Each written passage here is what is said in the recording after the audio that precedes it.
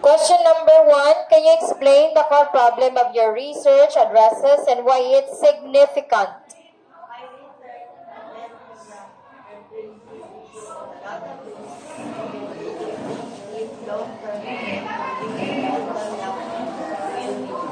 Okay, number 2, what are the key limitations of your methodology and how these limitations influence your findings?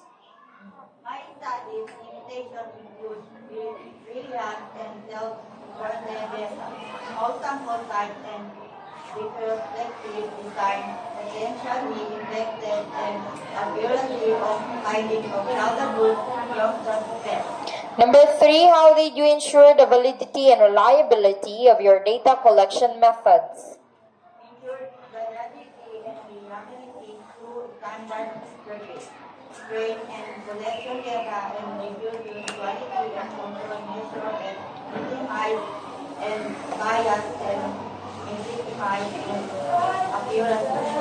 4, could you elaborate on the statistical analysis you employed and justify your choice of techniques? Utilize regression analysis and test to identify correlation and significant difference while controlling of compounding be able to provide and compression understanding of childhood impact. 5, what are the most significant findings of your research and how do they contribute to the existing body of knowledge? My research reveals and broad connection between childhood and long-term psychological trauma and standard need for early. Number 6, did your research uncover any unexpected results and how did you interpret these and what are the implications? Effectively, my research found that there were significant mitigated long-term trauma effects.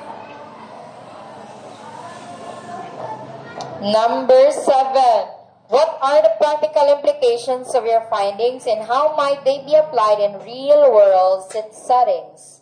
My findings inform evidence-based intervention, advocacy programs, and policy reports and relevant child abuse. 8, what are the potential limitations or challenges in applying your findings? Limitations include results and things reported cultural and data, relating concern, interpretation, and validation.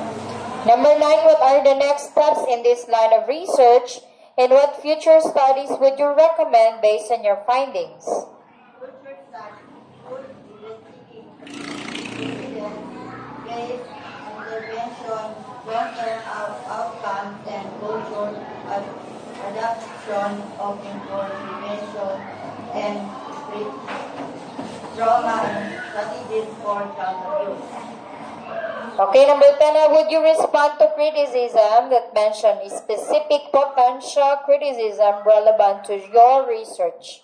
Acknowledge concern about potential bias in self-reported data and address it by emphasizing and studying security validation, progress data in the methodology. Okay, congratulations.